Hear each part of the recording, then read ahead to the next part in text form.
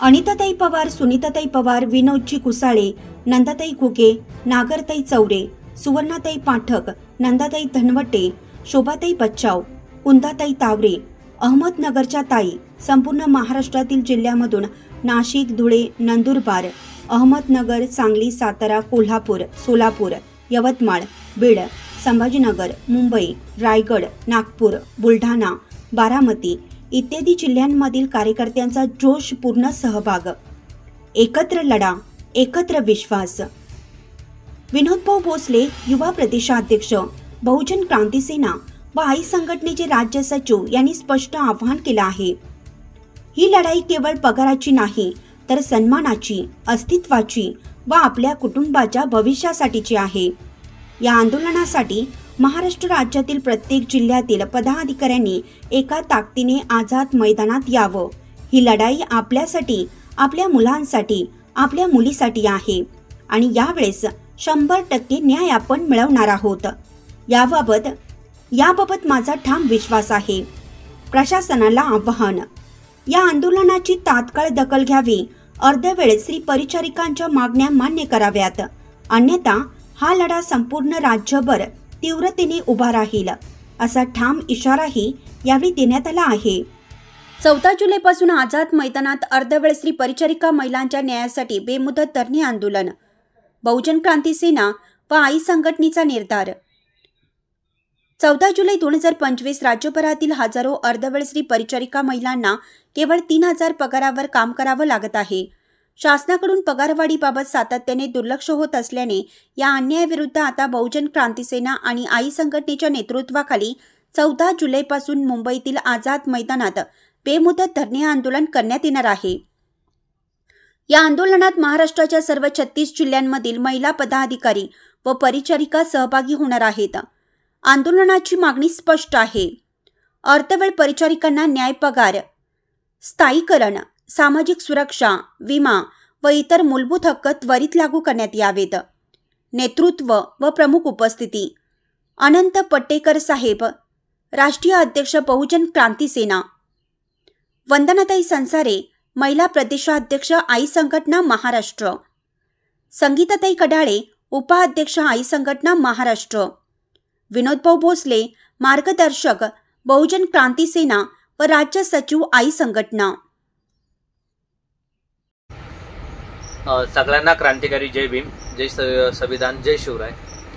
अखंड विश्वाला शांततेचा संदेश देणारे महाकारुणी तथागत भगवान गौतम बुद्ध, आरक्षणाचे राजे राजर्षी शाहू महाराज, क्रांतिज्योती ज्योतिबा फुले, माता रामाई, माता भीमाई, अहिल्यादेवी होळकर, वीर एकलव्य, बिरसा मुंडा, राघोजी भांगरे, जगी घालून गेले गाव मला सांगून गेले भीमराव, अशा शब्दांमध्ये रशियामध्ये छत्रपती शिवाजी महाराजांवर ज्यांनी पोवाडा गायला ते लोकशाहीर अण्णाभाऊ साठे, ज्यांचं नाव जरी कानावर पडलं तर डोळ्यासमोर पहिली प्रतिमा ज्यांची उभी राहते ते लोकप्रिय राजे छत्रपती शिवाजी महाराज।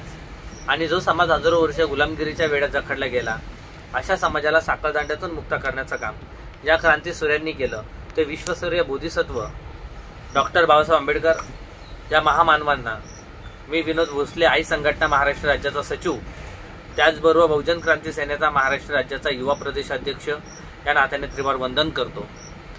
बहुजन क्रांती सेनेचे राष्ट्रीय अध्यक्ष, संस्थापक अध्यक्ष माननीय अनंतजी पटेकर साहेब यांच्या आदेशाने आई संघटना महाराष्ट्र राज्याच्या महिला अध्यक्ष, महाराष्ट्र राज्याच्या अध्यक्ष वंदनाताई संसारे, आई संघटना महाराष्ट्र राज्याच्या उपाध्यक्ष संगीताताई कडाळे, आई संघटना महाराष्ट्र राज्याच्या कार्याध्यक्ष कविताताई निर्भवने, आई संघटना महाराष्ट्र राज्याचे पदाधिकारी त्यामध्ये अनिताताई पवार असेल, सुनीताताई पवार असेल, विनोदजी घुसळे असेल, असे असंख्य कार्यकर्ते। त्यामध्ये आमच्या अर्धवेळ स्त्री परिचारिका महिलांमध्ये शोभाताई बच्चाव असेल, नंदाताई घुगे असेल, नागरताई चौरे असेल, स्वातीताई गायकवाड असेल, स्वर्णाताई पाठक असेल, नंदाताई धनवटे असेल, अशा असंख्य महिला। त्याच्यामध्ये बुलढाणा असेल, सांगली असेल, सातारा असेल, कोल्हापूर असेल, सोलापूर असेल, त्याचबरोबर नाशिक असेल, यवतमाळ असेल, संभाजीनगर असेल, बुलढाणा असेल, त्याचबरोबर पालघर असेल, रायगड असेल, मुंबई असेल, ठाणा असेल, धुळा असेल,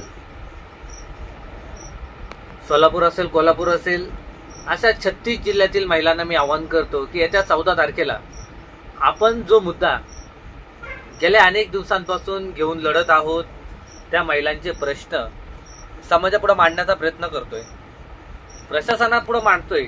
पण हे प्रशासन हे गेंड्याचा कातडीचं आणि जड झालेलं सरकार आहे आणि हे सरकार आपल्या ज्या मागण्या ज्या आहेत हे विचारात घेत नाही.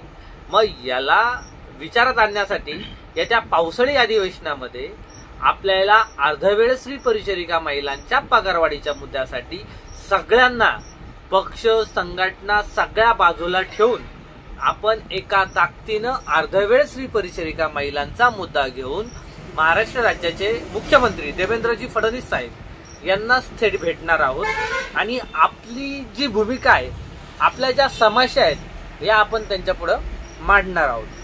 मग याच्यामध्ये अनेक प्रकारच्या समस्या आहेत. त्याच्यामध्ये अर्धवेळ स्त्री परिचारिका महिलांना वेळेवर पगार भेटत नाही, त्यांचा वेळेवर पगार भेटत नाही, त्यांचा पगार कमी आहे, त्यांना शासनाच्या कुठल्याही प्रकारच्या सुसुविधा दिल्या जात नाही. मग याच्या संदर्भामध्ये आपण थेट माझ्या काही आमदारांसोबत चर्चा देखील या विषयावरती झालेली आहे आणि अर्धवेळ स्त्री परिचारिका महिला या 100% आपल्याला न्याय मिळवून देतील आणि ह्या प्रशासन आपल्याला थेट त्यांची मुलाखत करून देतील. आपला जो मुद्दा आहे हा शासन दरबारी मांडायचा आहे. याच्यासाठी सगळ्यांनी एका ताकदीनं आपल्याला प्रशासनासमोर जायचं आहे. त्याच्यासाठी आपले भांडणं तंटे सगळे बाजूला ठेवून आपण सगळ्यांनी अर्धवेळ स्त्री परिचारिका महिलांच्या न्याय हक्कासाठी सगळ्यांनी रस्त्यावर उतरायचं आहे आणि रस्त्यावर उतरून आपले हक्क आपल्याला मागून घ्यायचे आहे. जे हक्क आपल्याला मिळू शकत नाही ते हक्क आपल्याला लढून घ्यायचे आहे. त्याच्यासाठी सगळ्यांनी एका ताकदीनं एका झेंड्याखाली आपण एकत्र येऊया आणि अर्धवेळ स्त्री परिचारिका महिलांना खऱ्या अर्थानं आपण न्याय देऊया, असं मी येत्या 14 तारखेला मी आव्हान करेल. आणि ज्या महिलांना असं वाटत असेल की पाणी भरपूर आहे, आंदोलन होईल, पण मला एक म्हणायचं आहे की हे बघा, मला तुमच्या पण भावना माहिती आहेत, सगळ्या गोष्टींना मी समजून पण घेऊ शकतो. पण इतके दिवस तुम्ही लढलात, आता तुमची लढाई तुमच्या परिवारासाठी द्या, तुमच्या मुलासाठी द्या, तुमच्या मुलीसाठी द्या. कारण की आज या महिलांना 3000 पगार आहे. उद्याकडं या महिलांचा जर विचार केला तर वय झाल्यानंतर यांना सांभाळणार कोण आहे याचाही विचार करा.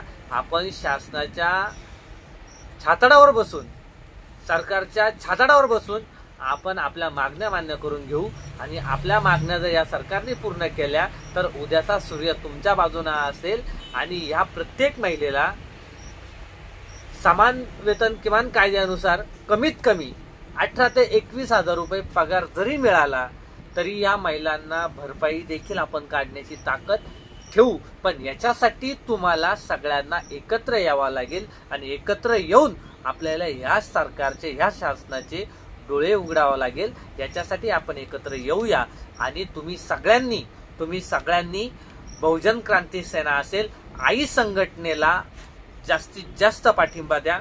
आणि आई संघटनेच्या वतीने मी 100% खात्री देऊन सांगतो, 100% तुम्ही मला जर साथ देत असाल तर 100% यश हे आपलंच असेल, असं मी छाती ठोकपणे सांगतो. आणि ह्या सरकारला पण देखील आव्हान करतो की मायबाप सरकार, 14 तारखेला आम्ही मुंबई आझाद मैदानला येत आहोत आणि आमच्या मागण्या या तुम्हाला विचारात घ्यावा लागेल, अन्यथा सरकारला आम्हाला विचारात घ्यायची वेळ येईल.